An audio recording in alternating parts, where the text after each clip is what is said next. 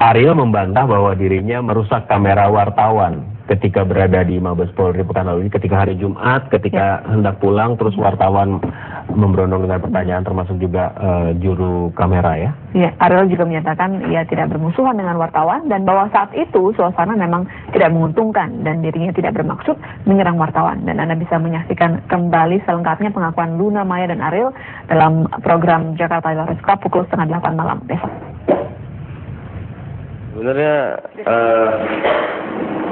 beritanya kan bukan hanya itu, malah ada yang bilangin katanya saya bermusuhan sama wartawan. Sebenarnya nggak ada sama sekali bermusuhan dengan wartawan, karena banyak teman saya sebenarnya juga ada yang dari pertama kali dulu juga wartawan banyak. Cuman ada kejadian yang memang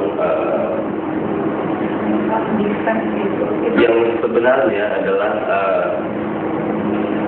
istilahnya ada aturan yang nggak dijalankan lah kalau menurut saya. Jadi peliputan pada saat kejadian itu yang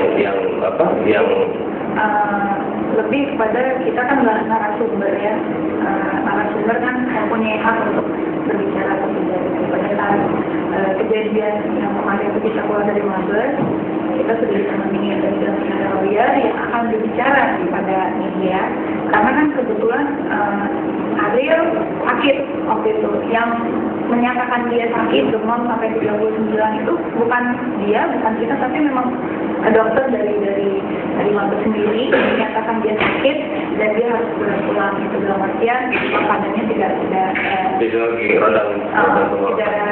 tidak baik lah, tidak kondusif untuk dia berbicara. Nah, pada saat kita hendak keluar masuk ke mobil, wartawan udah banyak banget, udah terjadi desak-desakan dan kamera bukan cuma jarak berapa meter, tapi ini udah di depan kepala yang udah kita terhempas ke sangat mati. Yang menjadi sebenarnya menjadi pemikiran saya beberapa hari kemarin itu adalah saya bukan bermusuhan, cuman saya nggak kenapa bisa sampai patah gitu? Iya, karena membela diri, karena kameranya udah di depan sini di muka. Kalau misalkan terjadi sesuatu yang tidak diinginkan, siapa yang mau disalahkan? Kalau tiba-tiba ada orang yang membawa benda tajam dengan jarak sekian itu gimana? Jadi kameranya di depan.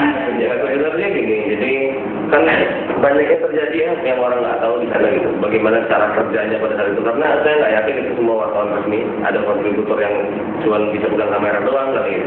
Jadi dia menghalangi Luna masuk ke dalam mobil. Dan saya kan mesti dia menghalanginya dengan terang-terangan, ada yang tulis tangan kaki gitu kan. Itu yang orang nggak tahu kan.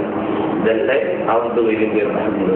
Dia masuk, saya mau masuk itu kamera langsung ke muka sini kan. Itu tadi menahan saya jangan masuk kan.